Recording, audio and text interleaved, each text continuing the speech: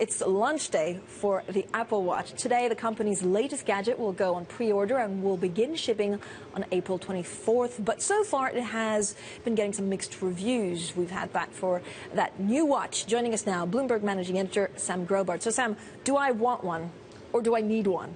Well, wow, to read the reviews, you can't really tell, can you? I mean, there's sort of more hedging going on here than a Parisian garden. It's people seem incapable of making the simple point that right now, while the Apple Watch may be the best smartwatch, the smartwatch is not necessarily a category of product that everybody needs right now. And I don't think Apple's shown that they've really broken any new ground with that. Do we not need a smartwatch, or has no one gotten it right?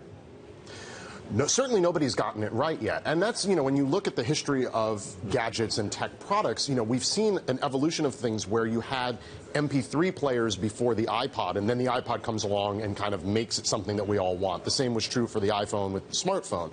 But with the Apple Watch, it's a little reminiscent right now of the iPad, which turned out to be successful, but was a little murky at first. Is this a watch or is this luxury? Is this jewelry? I mean, Angela Aarons, coming from Burberry, is in charge. Right. She said she doesn't want lines. This is to make it, I guess, have a bit more pizzazz, right? It's luxurious. You can pre-order. It's definitely new territory for Apple. And, you referred to the sort of new sales strategy in which you can pre-order online and they're not going to have big lines out of the store. And I think part of that's because there's much more complexity involved with selling this product than any other Apple product prior. You have 54 different varieties of watch that you can buy right now, as opposed to 3 different, kinds of smartphone in 2 colors. You sat down with Tim Cook, I think 3 years ago, to talk about his plans for Apple. What does this watch say? Because they've been extraordinarily successful with all of their products, and yet we still sit around and say, well, he hasn't made a new thing yet. Is this his new thing? This is his new thing, right? This is, as you read in all the reviews, I think they all use the same language. This is the first product developed, outside of the influence of Steve Jobs. What does it say, then, about Tim Cook's tenure?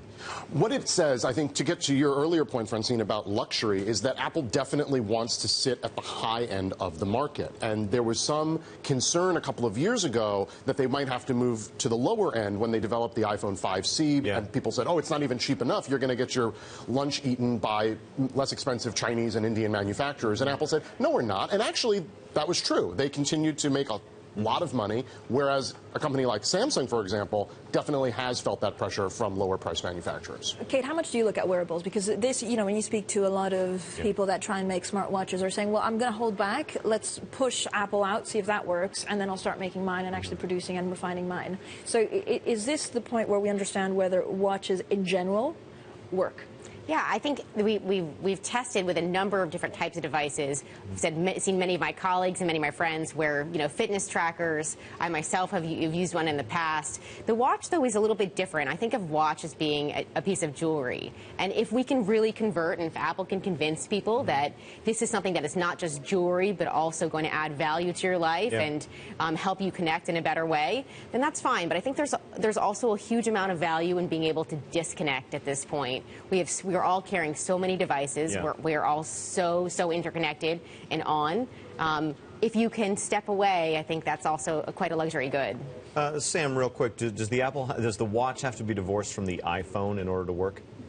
Well, the watch really only works to its fullest capability if it is paired with the phone. Right. So you're already going to be carrying one device with you to get the most out of the second one.